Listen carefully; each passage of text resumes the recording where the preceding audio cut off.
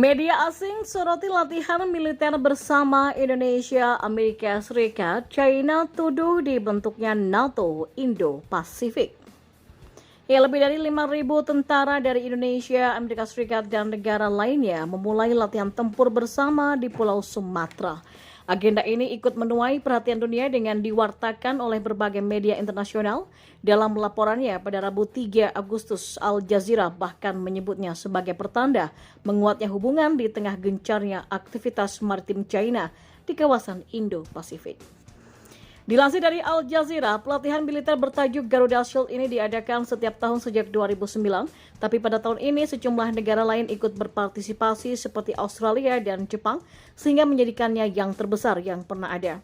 Namanya pun menjadi Super Garuda Shield untuk tahun ini.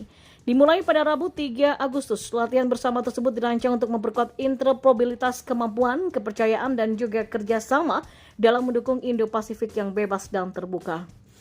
Ini menjadi simbol ikatan Amerika Serikat Indonesia dan hubungan yang berkembang antara pasukan darat di wilayah yang penting ini. Ya, pasalnya pasukan darat adalah perekat yang menyatukan arsitektur keamanan kawasan, kata Charles Flynn, Komandan Jenderal Angkatan Darat Amerika Serikat untuk Pasifik. Flynn dan Panglima Jenderal TNI Andika Perkasa membuka latihan bersama ini dengan upacara pada Rabu 3 Agustus di Batu Raja, Sumatera Selatan. Berlangsung sampai 14 Agustus, latihan tersebut meliputi latihan Angkatan Darat, Angkatan Laut, dan juga Angkatan Udara.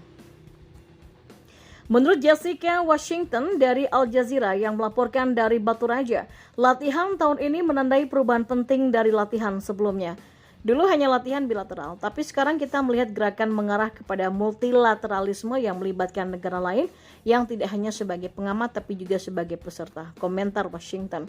Sementara itu, sehari sebelumnya Kementerian Pertahanan China mengatakan akan melakukan serangkaian operasi militer guna menjaga kedaulatan nasional, dan tindakan itu merupakan tanggapan atas kunjungan Ketua DPR Amerika Serikat Nancy Pelosi ke Taiwan yang punya pemerintahan sendiri, tetapi diklaim China sebagai wilayahnya dan akan dicaplok secara paksa jika perlu. China juga semakin tegas atas klaimnya terhadap hampir seluruh Laut China Selatan. Jenderal Flynn menggarisbawahi bahwa latihan ini berlangsung di wilayah yang paling penting pada waktu yang paling krusial. Meski telah menjadi Super Garuda Shield pada tahun ini, mereka berharap agenda ini akan lebih signifikan di masa depan. Menurut Ketua Kepala Staf Gabungan Jenderal Amerika Serikat Mark Milley, jumlah cegatan oleh pesawat dan kapal China di kawasan Pasifik terhadap Amerika Serikat dan pasukan mitra lainnya telah naik drastis selama 5 tahun terakhir.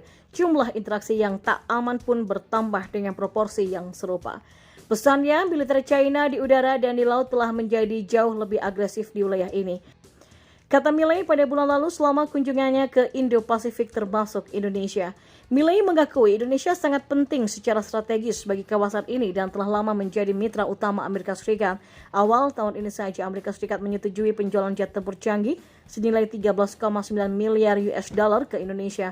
Selain itu, pada Desember lalu, Menteri Luar Negeri Antony Blinken menandatangani perjanjian untuk meningkatkan latihan angkatan laut bersama antara Amerika Serikat dan Indonesia. Di sisi lain, Indonesia dan China menikmati hubungan yang umumnya positif, namun pemerintah RI telah menyatakan keprihatinannya soal penjarahan China di zona ekonomi eksklusif Indonesia di Laut China Selatan. Sebaliknya, China mengklaim hampir seluruh perairan tersebut. Karena tadinya bilateral dan kini diikuti 14 negara, maka Super Garuda Shield dipandang China sebagai ancaman.